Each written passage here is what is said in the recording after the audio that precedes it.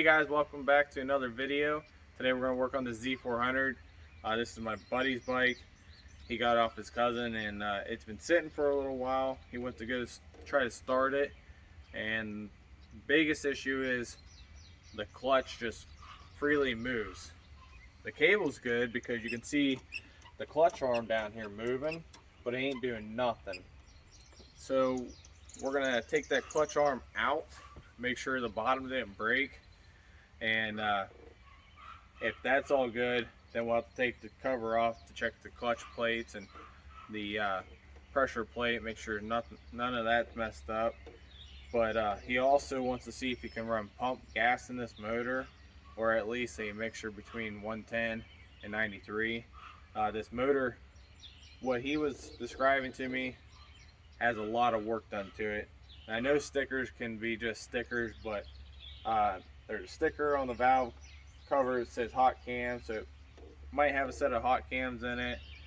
On the side of the cylinder has a sticker by ESR, so the cylinder might be ported.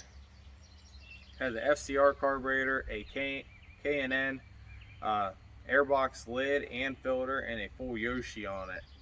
So I got this bore light and my old phone. We'll hook that up, drop it down in there, see if we can't pull any numbers off the piston.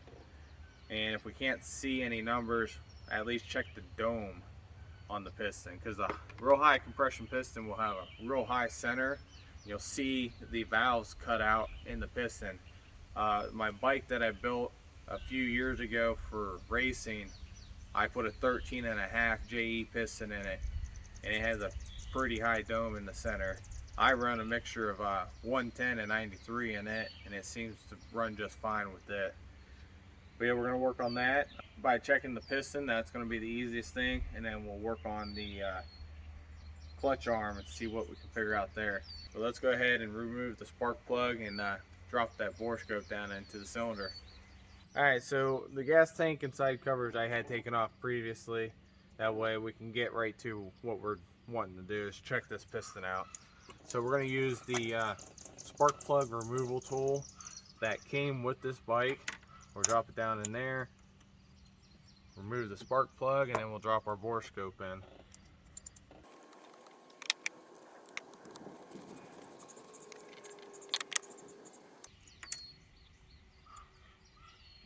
Okay. I've never seen anyone ever put never sees on a spark plug, but there is never sees on this spark plug. Doesn't look too bad. We'll throw a fresh one in it.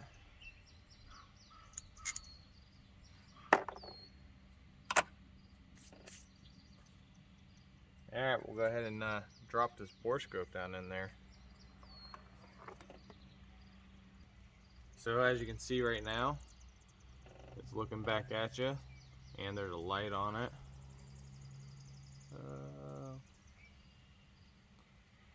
See that light? But yep, we'll go ahead and drop it down in there. Also, we can record with it also. Record.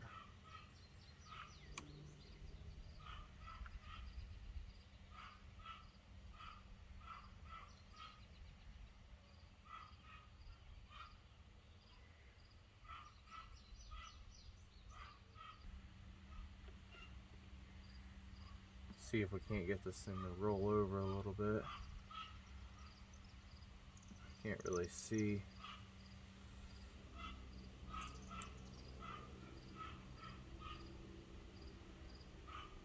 The piston's like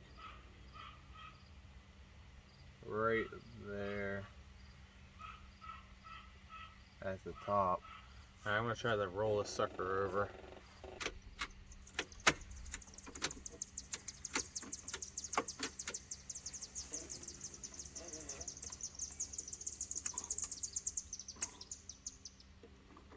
There we go.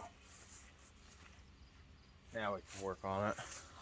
Alright, now we can get down in there and see what we can find out.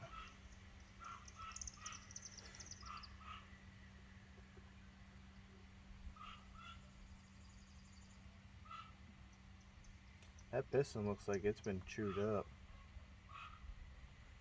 That or just carbon. It very well could be just carbon. Oh, I see the dome. So there's a high compression piston in there. It doesn't look outrageous. Not at all.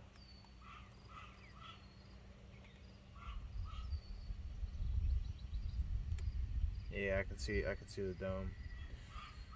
Yeah, I'll have to do some research.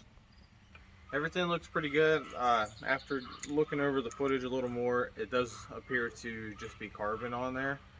And it's not all that thick either. It's you can still see the aluminum pretty darn well through there.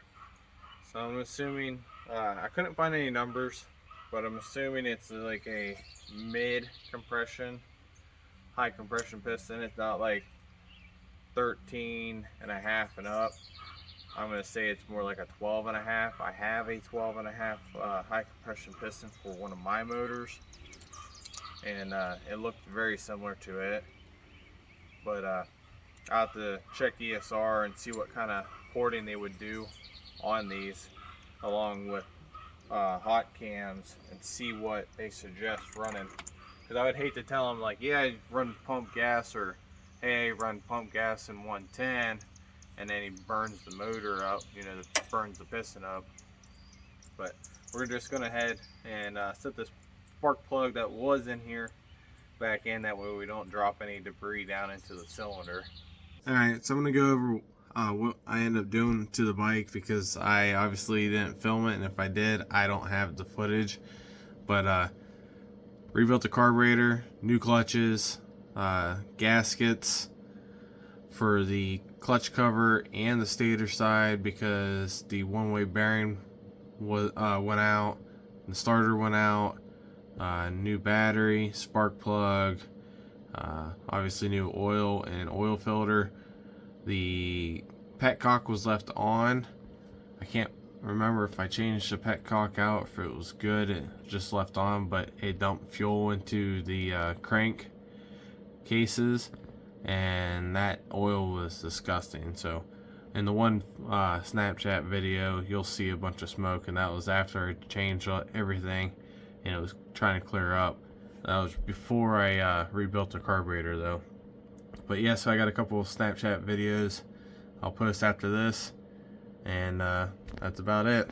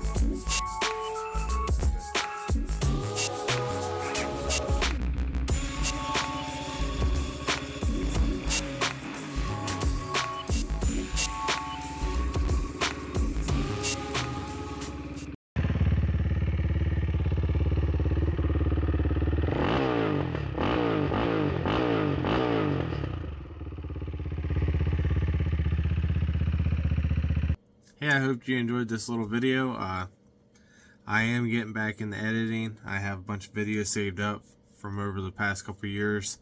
Hard to believe it's already been 2 years since I've posted anything. I'm sorry about that, but life got in the way of family additions and working out of town. But I'm working in the shop now, so I have I'll have more time to spend with my family and to get back to what I enjoy doing. So like I said, I do have more videos that'll be coming. My goal is to do at least 2 videos a month. I would like to do once a week, but we'll see how things go. I don't want to make any promises I can't keep, but I have at least around 9 videos saved up. I have more that I will be recording also, and that, but I also built a new computer that can handle the editing software that I liked using. The old computer just wasn't cutting it out anymore. So I upgraded that this past year, and so far so good. It's running pretty well. And I appreciate you guys watching, and I'll catch you guys next time.